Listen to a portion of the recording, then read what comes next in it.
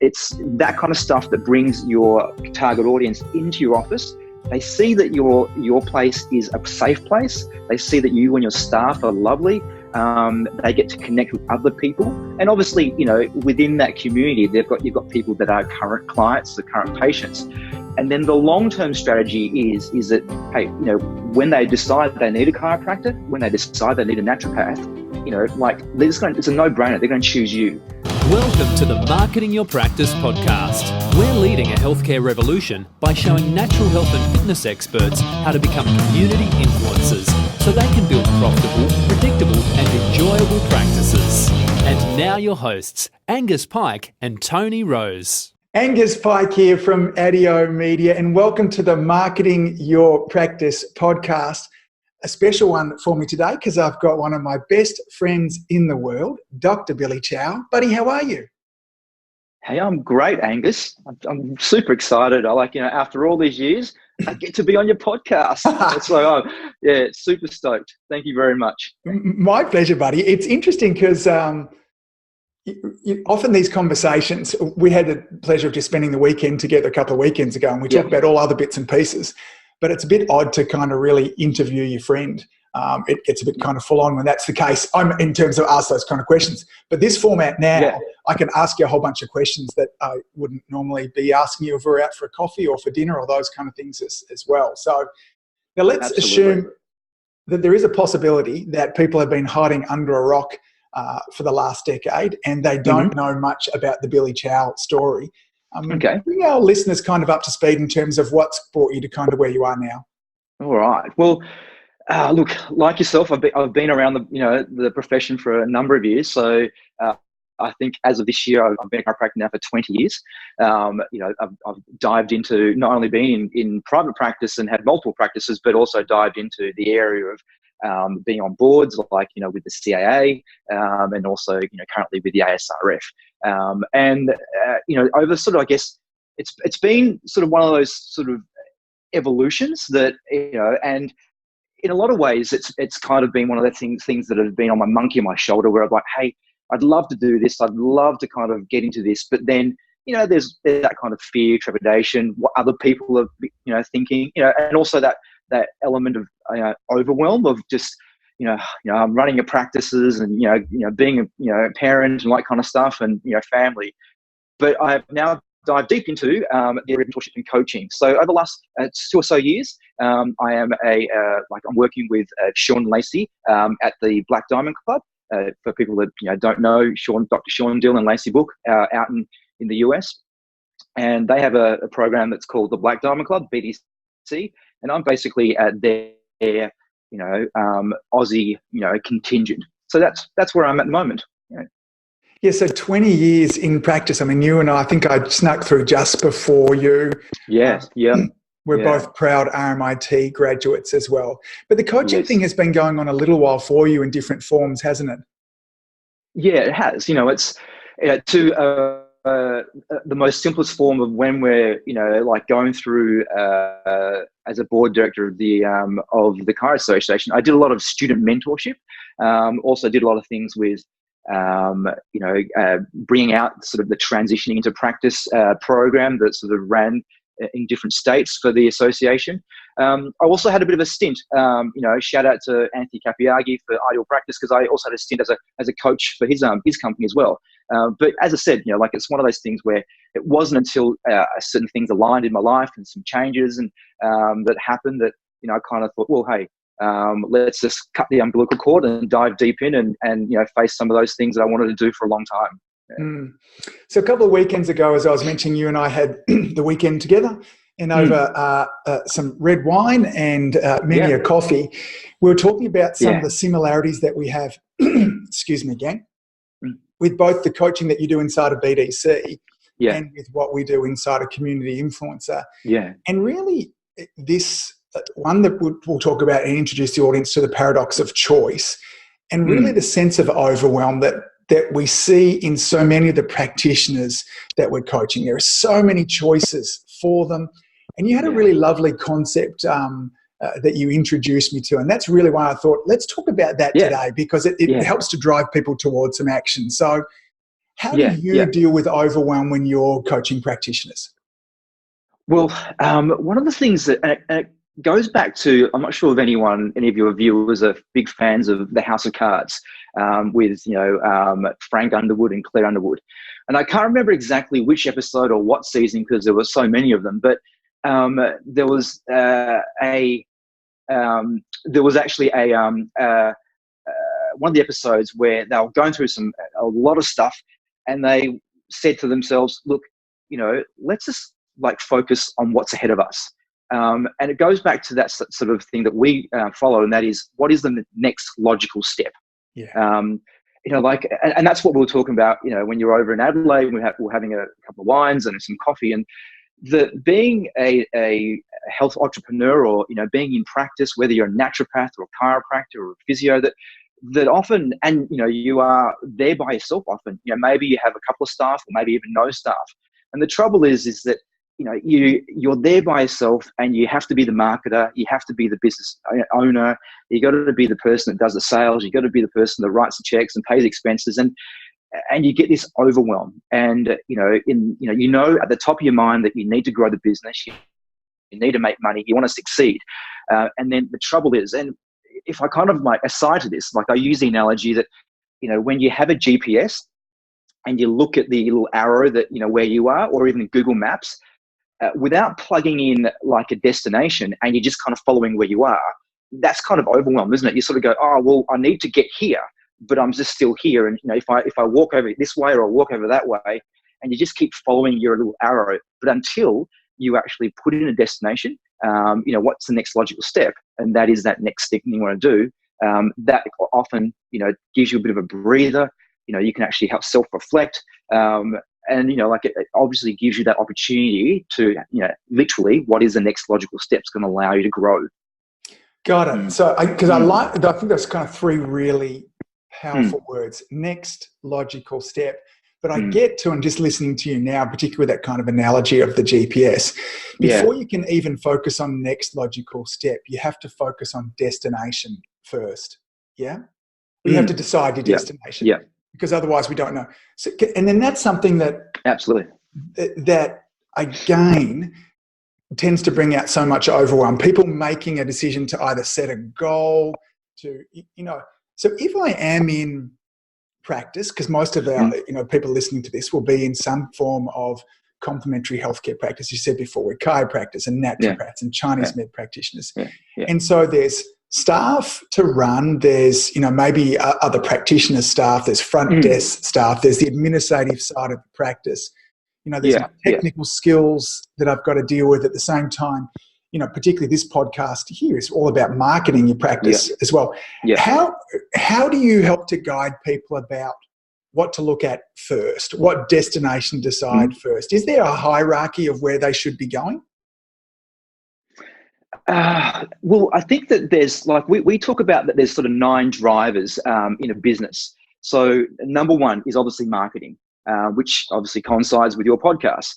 The marketing is one of those things that encompasses everything in your business, and it's also that kind of that first door that you open because you want to get prospects into your office or in your business. You want to start sort of seeing people. You want to start sort of building your clients. That's number 1, marketing. The next driver is strategy. So we and this is the trouble with overwhelm, is that you switch on YouTube and you look at you're going online, and you've got so many people giving you things, and often they're tactics. They're sort of, you should do this, or you should do that.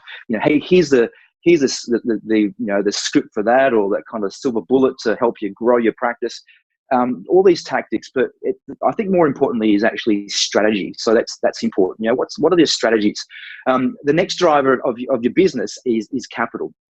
Are you utilizing your capital wisely? And obviously, if you're just starting out, and even if you've been in business for a while, capital is so important. You want to make sure that that you're just not using your capital to spend on things frivolously.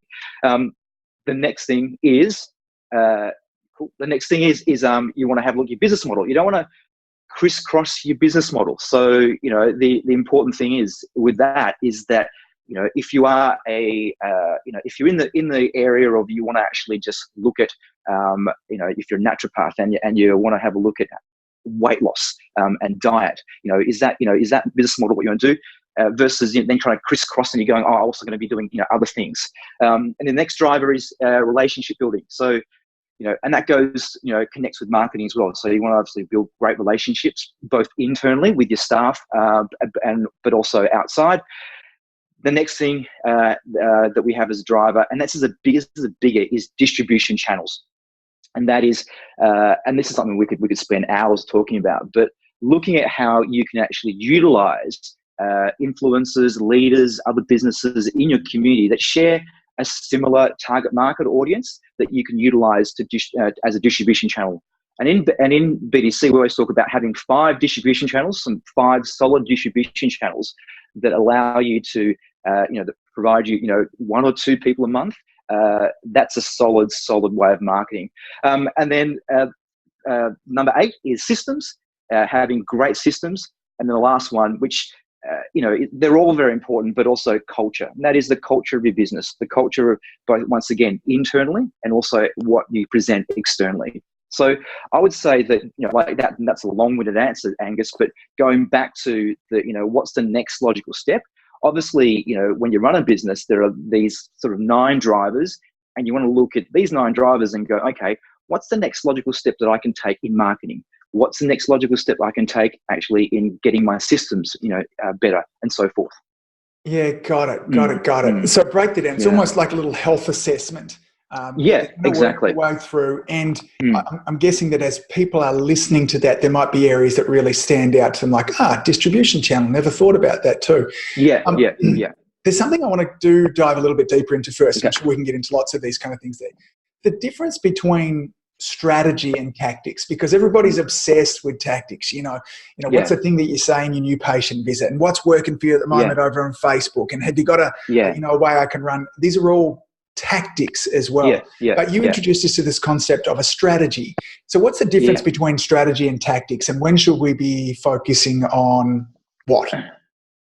Okay, well, the biggest difference I see in strategy is looking at how it affects your business long term. Okay, and often tactics, I'm not saying that tactics don't work and tactics aren't effective, but often tactics are short term or reactive, and that is kind of like, hey, I need some new clients, I need some new patients. What am I going to do? Okay, I'm going to do an ad, or I'm going to call up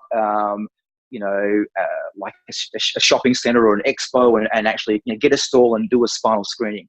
Versus, okay, what are some strategies that I can actually get a constant flow of new clients into my office, which may not actually occur now due to what I'm implementing, but the strategy is going to be something that will bring an influx and a constant influx of clients in the long term. So, for example, having a strategy around having events, in your office as well. So, this is something that we teach a lot of, and I'm sure that that I think listening to what you guys do, and that is having events in your office where you're bringing in your community. So, if you know your target market and you know who your ideal client is, then having certain events, whether it be, hey, every month we're going to do a cheese and wine night, and it doesn't have to be linked to a chiropractic. It doesn't have to be, if you're a naturopath or a Chinese medical practitioner, it doesn't have to be linked to anything that you do in that profession.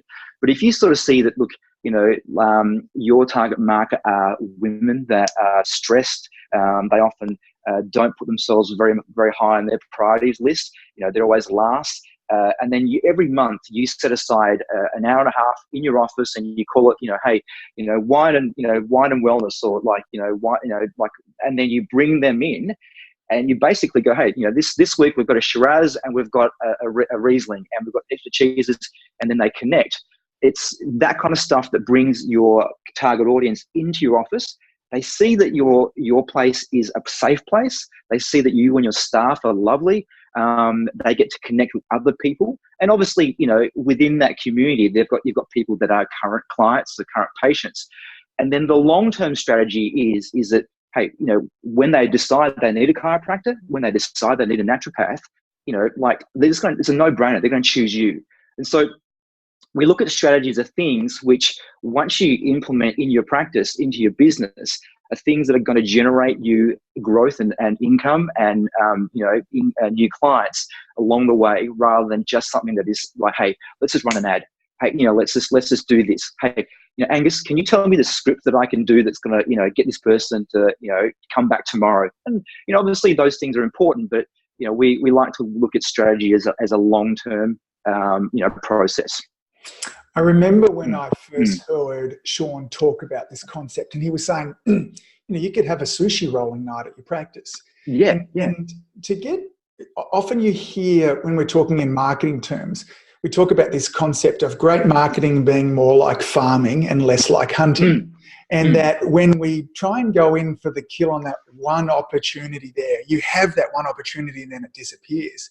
But when we farm, we can go back and so again and again and again. And, it comes into this concept that we talk about here at ADIO Media all the time, which is simply this. The more people that know, like, and trust you in your community, the busier your practice will be. And I think, I think we're seeing the end of promotional marketing, except when we kind of find people. So promotional marketing is all those things that you talked about before of, it's a dinner with the doc type sort of stuff, where it's a really, this is all, and again, I know they're getting great results and they should be part of your strategy. Or it's the Facebook ad that's, listen, half price initial consultations for the next 27 people. Yeah. There's very little about those things that help more people to know, like, and trust you. Now, I certainly know the dinner with the doc and stuff like that too. Yeah. We get to add some value up front. But I think it's this, as natural health practitioners, we're constantly talking to our audience about health being a process rather than an event. That they come into us, and whether I'm a chiropractor and they're saying, listen, I want my spine to feel great tomorrow. No, it's taken a lifetime to get you here, and it's going to take some months to get you better. And the same is true with kind of marketing in the practice as well, in terms of, let's have these ongoing events where I'm building trust in the most valuable commodity in your community that we can have, certainly as complementary health practitioners. Concept. And and it's great that you touched on that. And that's, this is where you and I share like that similar vision for, our clients and the people, and the professions that we serve. And that is that, that building yourself as that trusted advisor in your community, so that, you surround yourself with, people, your distribution channels. So, like if you're like, let's say the yoga studio, in your suburb, you both share a similar target market and ideal client, the health food store, the hairdresser, all those kind of people, you being that sort of central focused business that then have these people that you relate to, you really can dominate your community. And then people look at you as the trusted advisor. And I always think that this, when I was in practice, one of the things that I always did was that I always put the well-being of the public and also my patients number one. And that is that if they came in and said, hey, I need some help with this, like I'd always, put aside my ego and go, look, I don't think chiropractic can actually help with this, and I would be giving you a disservice if I said, look, hey, come in, we'll try. I actually know a physiotherapist, or I know, this person that's great at, helping you rehab that shoulder, or, you might need some dry needling at the, and so, people then trust you because they're like, hey,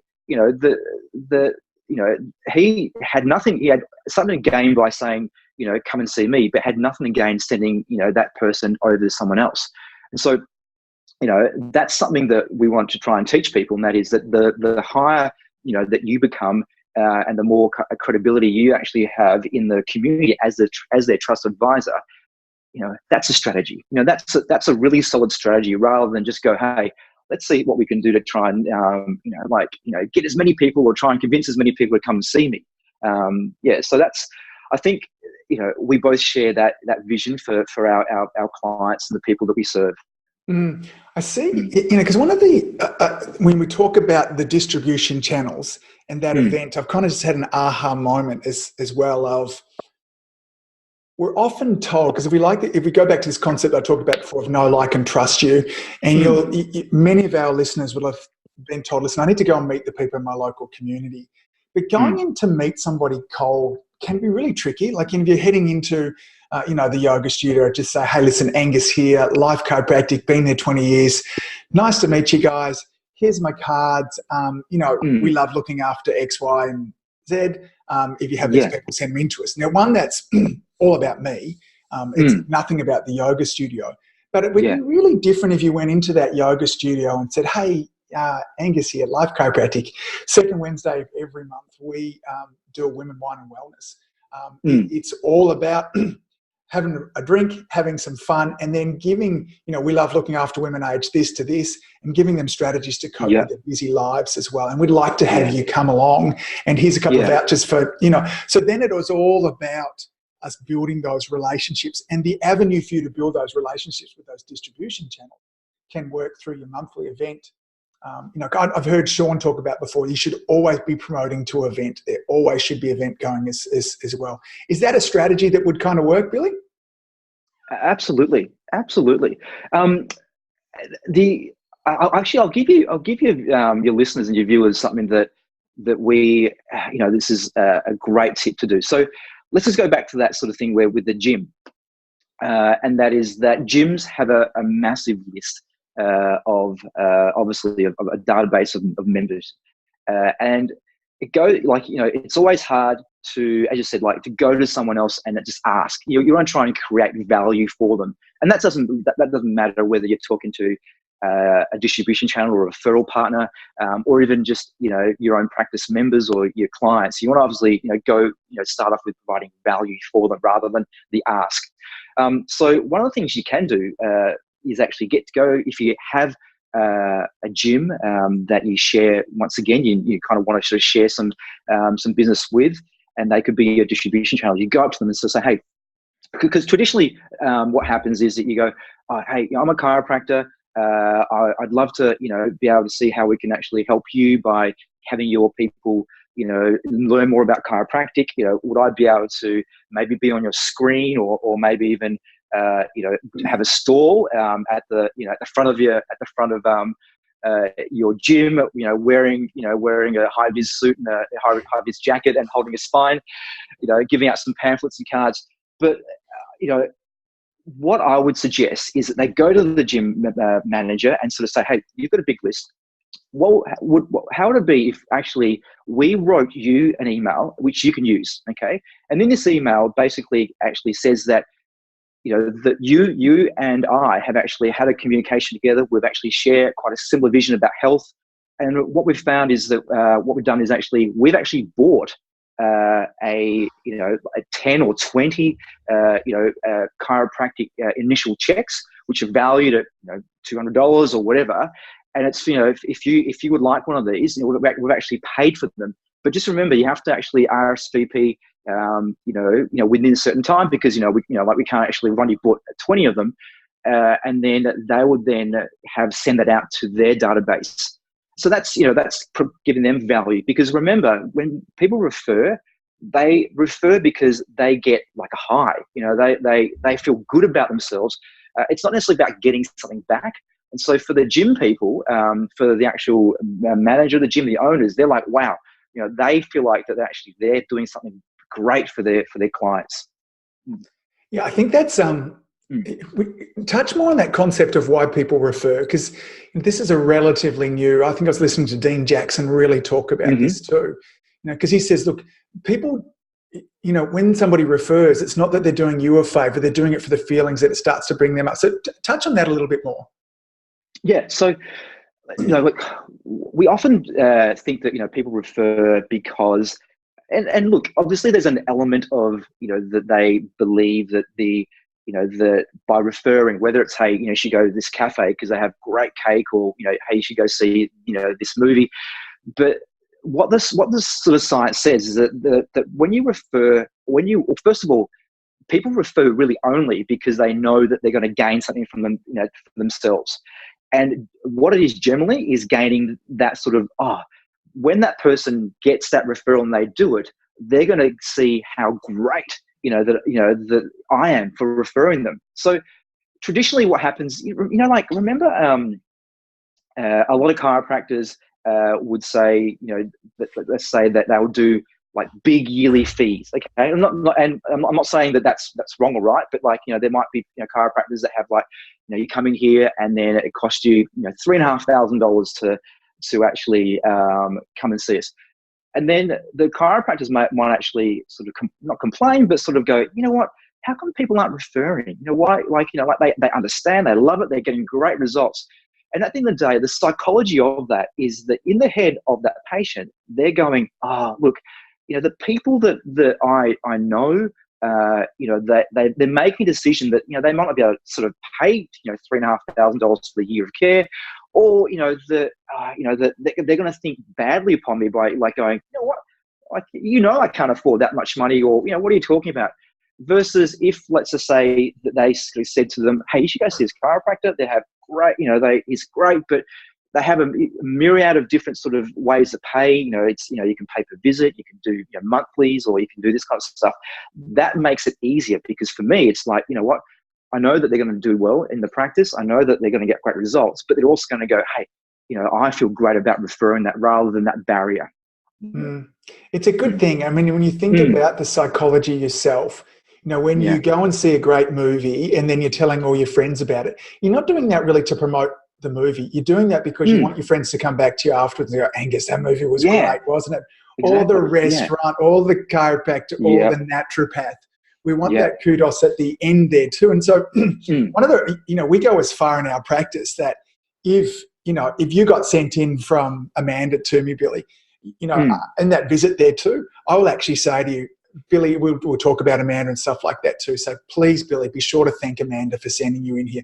We're going to get you here. So, whatever it is there too. So I'm encouraging you to thank Amanda so I can kind of close that loop around it too. But, making referrals easy is, is something that we, I think you're right beforehand. There's times both you and I have done yearly fees and yearly fees only, and it does have the barrier of entry really high into our practice. And that was something, I think we both realised a decade or so ago that, hey, maybe we can be a little bit more flexible, less rigid with regards to all of this kind of stuff there too. Let's circle our way back around onto this next logical step that we kind of began this journey. We've done a bit of a health check. We've gone through those kind of 9 different frameworks there.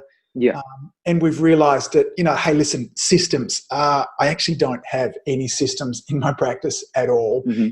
So here I am back in Overwhelm again because I have 0 systems. What's the next logical step? Are there things again that we would talk through with regards to next logical step? Yes. Yeah. So look, like once again, systems, they cross all different aspects of your business. So, so I would always think, if you have a problem or an issue, there are some questions that you would like to ask yourself in regarding the next logical step. So you kind of ask yourself, well, first of all, what is the issue and what's the problem? So you want to kind of define what that is. So if it's like, hey, look, we're not getting enough new clients in the office, or it could be, the staff don't seem, our CA or our practice manager or our receptionist, that they don't seem like that they're handling those phone calls that well, or what the issue is. And then you go why do I need to fix, eliminate, or tackle that issue?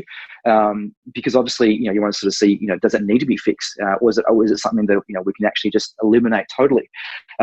And then we'd have to look at, will it matter if we don't fix it or if we just leave it? And that's a trouble with a lot of people, is that we tend to, because we're overwhelmed, we sort of procrastinate on those things. We go, I'll deal with it later on because I've got these other issues going. So when it comes to going back to the question, if you ask those questions of yourself, you go, okay, well, what, and you can then go, what's the real issue? What is the real issue? Look, is it just the fact that I don't have any new clients coming through, or is it because that I actually haven't set aside some time to, do some proper marketing, to learn how to, maybe, start doing an event, or even, maybe even doing some videos on your website or on your social media.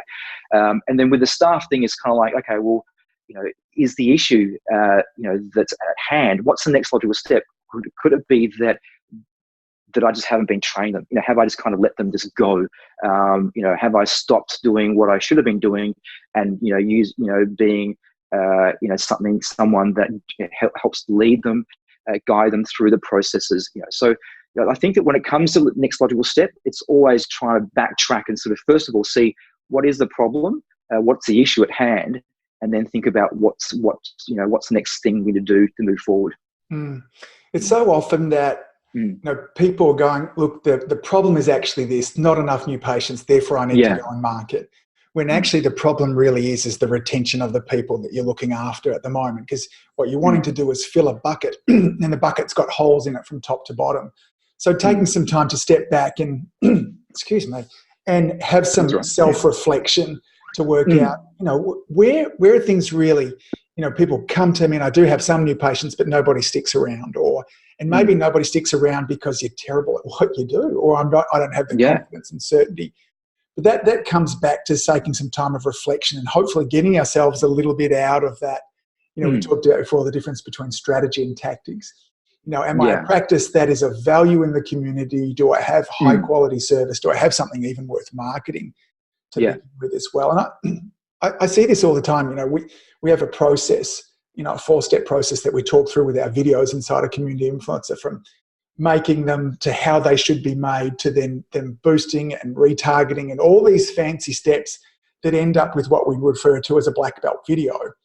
But like anything, like jiu-jitsu, you need to go through white belt first and all the way through there. So you don't, I see practitioners that we're coaching trying to do the fancier things. We say, no, look, just start with a live video. You don't have to edit. You don't have to do any of that kind of fancy stuff there as well. And just go selfie mode up in front of you. And then here's a framework for what you should be talking about as well. That's the next logical step. Definitely. When you've got that nailed, then let's go into this. Then let's go into this kind of steps there too. So those baby steps. And sometimes, sometimes it's difficult to see the pathway all the way through to black belt. And I love that metaphor that talks about, if you're driving at night in your car, and even if you had to go, thousands of kilometers, all you need to be able to see is the 100 meters in front of you. And if your lights in your car can shine that far, then the next 100 meters you'll see as you get, as long as you're clear about what your ultimate destination is as well. I mean, that's a really great sort of like analogy to the next logical step, and that is that driving in the dark, that you really can't see beyond where your headlights are. And the thing is that going back to that analogy of knowing your destination and with your goal setting, that your next logical step is that sort of following the directions. Okay, so turn left, the next thing. But let's just say, for example, something doesn't go the way you want it to, because you've set your destination. The GPS will automatically kind of then recalibrate. So let's just say that that you took the wrong turn.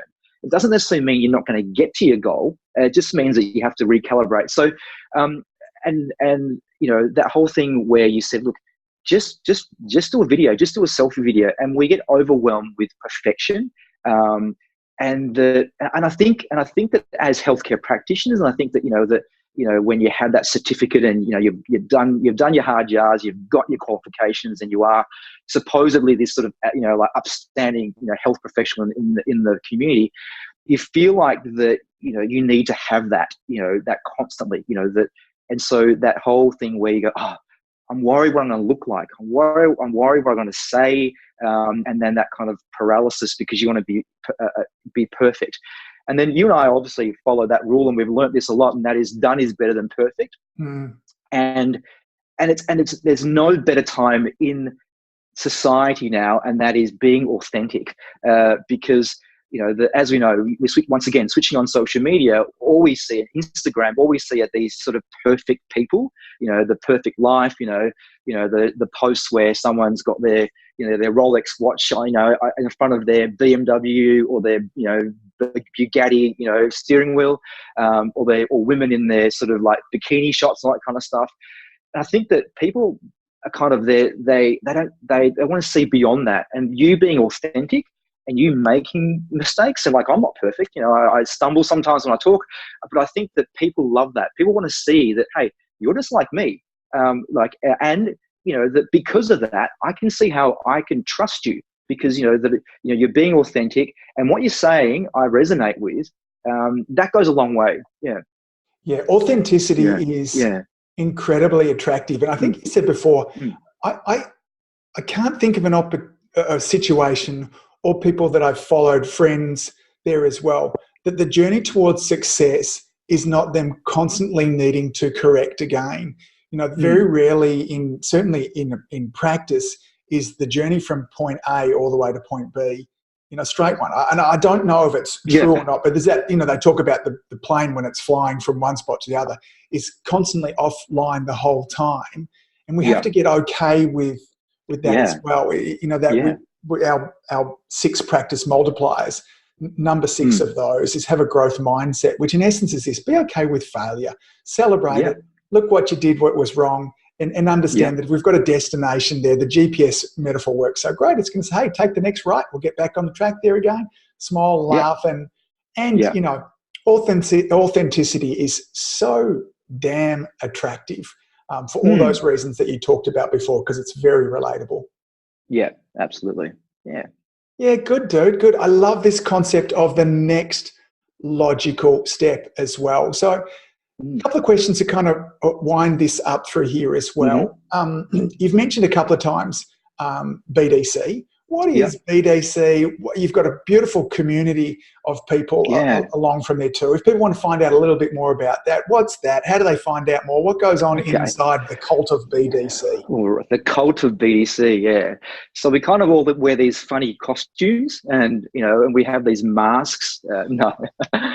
So BDC. So look, like in a nutshell, it is like a group of service providers, entrepreneurs, healthcare professionals. I mean, obviously a lot of them, you know, are chiropractors, and we get all thrown into this kind of this experiential group where with Sean, Dill, Lacey, and myself, we're in there helping them through a lot of different avenues. So we do Facebook Lives. There's a lot of different concepts and things that happen. There's a weekly podcast. But the real learning happens in the group, because as we all know, my problem and my challenges are not unique. They're probably there's probably 100 or thousands of people having the same problem. So when someone posts a question or a challenge, that not only do the Sean, myself, or even Lacey provide answers, but also what happens is that the people within the group also help each other out.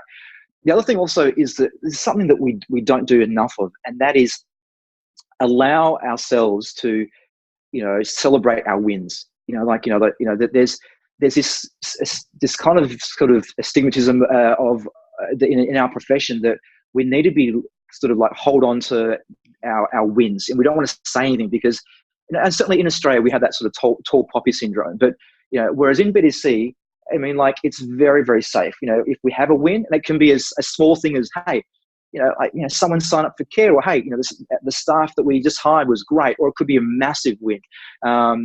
Just like, for example, one of our clients that she set a goal, her and her husband, and they just got a Porsche Macan. So that's a big goal. That's a massive goal. But everyone sort of high fives each other. Everyone's really happy. But then also at the same time, if we have challenges, we also go, hey, let's just see how we can help you. So that's that group. And then off there are things that happen, like workshops. There was actually just a workshop that we had in Brisbane last weekend, and that was fantastic. That had a great group of people there that went through the BDC concepts. And once again, being at these workshops allows us to kind of gel and formulate all those concepts together, so people kind of can move forward with them. And I'll leave it this with you with the BDC, and that is that there is not one right answer, to everything. And that's the thing that goes back to strategy versus tactics, and that often, and I'm sure that you guys, you share the same thing with ADIO, and that is that there's not one right script. There's not one right procedure. There's not the Sean Deal or the Billy Chow way of doing things, because business evolves, and we get a lot of our sort of teachings not just from chiropractic and the health professional, but from other businesses, because we see that Apple, companies like Apple, Uber, BHP, all those companies, they're successful because they're doing certain strategies, and we can actually then formulate those down and sort of funnel them into a small business model.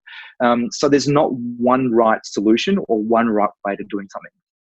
Yeah. Oh, and if people want to know more about BDC, it's just blackdiamondclub.com.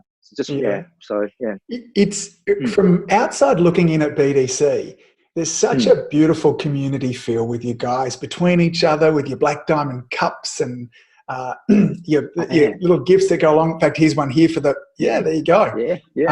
For those of you watching on the video podcast here, and practice for most of us.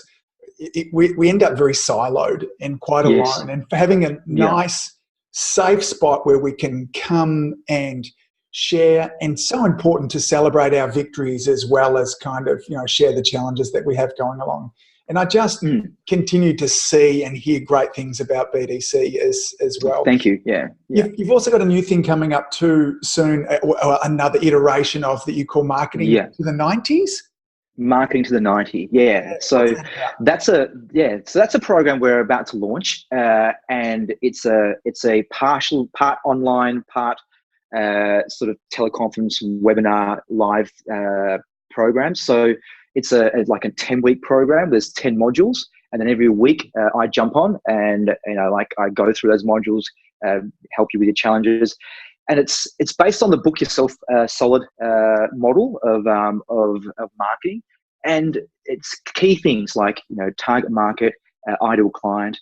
That's looking at how you can move your red velvet rope up and down. Like with your practice and your business. Who you're letting in, who you're keeping out, and then obviously sales and marketing. If I can touch quickly on ideal client and target market, that's such an important thing, and this is something that gets often lost, and especially when it comes to chiropractors. You and I have heard people go, "Hey, look, who's your market?" Or, "Hey, as long as they have a spine, that's my target audience." And I would say, well, that can't be the case, because there's too many people that have spines. There's 7 billion people in this world that have spines. And that's just like sort of Coke saying, who's your target market? Or it's people that like to drink, soft drink, or everyone with a like mouth. Apple. Everyone with a mouth, or Apple. Who's your target market? Or anyone that wants a computer. It's too broad. And using the analogy of, well, like not having a target market or an ideal client is like going to a shooting range and just spraying bullets, aimlessly at the target. Versus if you kind of have a sight and you're aiming for them, you're going to be way, way, way more, productive and accurate with getting who you want in your practice. And the other thing also is that we're not like Coke or most healthcare practitioners. We don't have the budget like Coke and Apple. So our bullets, we don't only have a certain amount of bullets per clip. So we have to be efficient and effective with our marketing. So that's important. So Marketing to 90 is a great program. And as I said, you'll probably have some more information on your after the podcast. We were talking a little bit about it over the weekend that I was with you, and then prior to the show here. And the simple fact is that most of the, if not all of the practitioners that are listening to this too, no one gets good business, sales and marketing training at school. They teach us how to be chiropractors, naturopaths, Chinese med practitioners, fitness trainers, those kind of things there too. But what we've got to realize is that what goes along with this is a business, and you will never find a successful business that doesn't have a level of mastery in around marketing, sales and systems.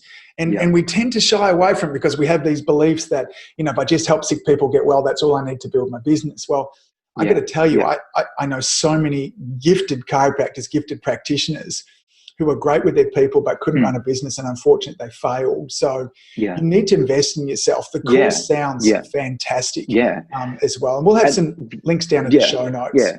And the reason why it's called Marketing to the 90, you probably, you and your listeners probably think, oh, why is it called that? And that is that for such a long time, that most healthcare practitioners, and certainly with chiropractors, is that we've been marketing to the 10%, and even probably less than that. The people have come through our offices globally. It's such a small portion. But there's such a wide audience of people that are in your target audience, your target market, that would want your services.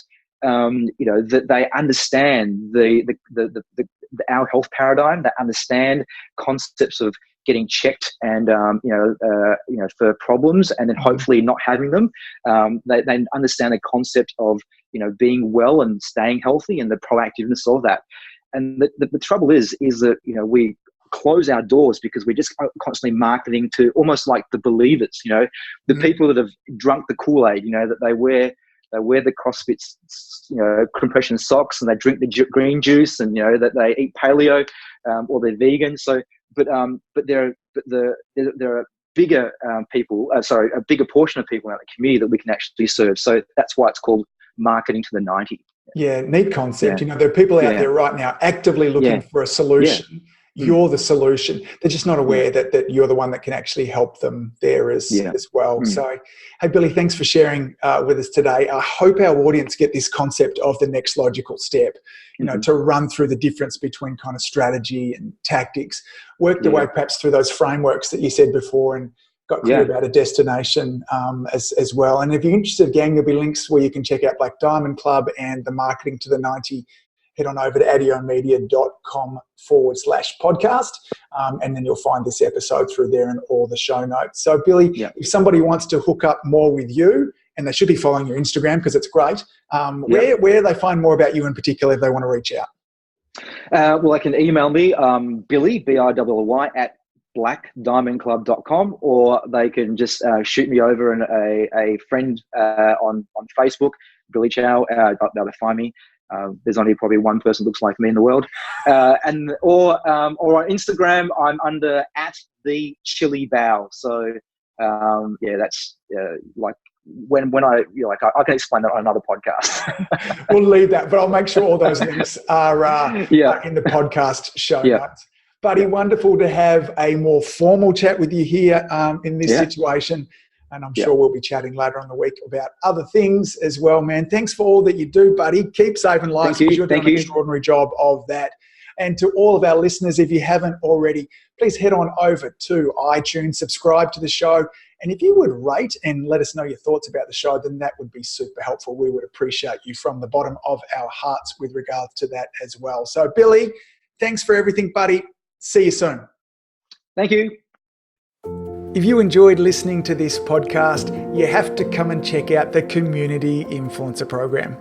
It's my monthly coaching program where we take all this material and I'll work one-on-one with you to apply, implement, systematize, and help guide you and your practice to the next level. Now you can join me on over at adiomedia.com/join. That's adiomedia.com/join. I'd love to see you in there.